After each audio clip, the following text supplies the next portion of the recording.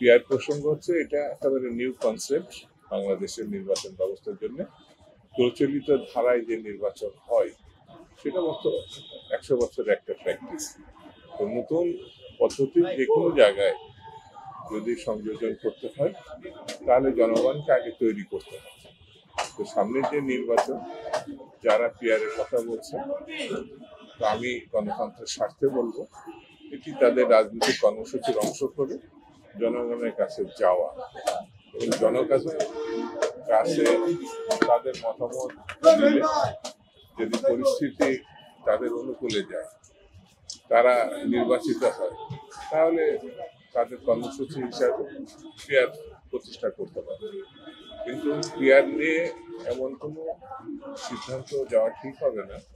দীর্ঘ 15 বছর যে আন্দোলন সংগ্রাম একটা ভালো নির্বাচনের জন্য, সেটা বাধাগ্রস্ত হলে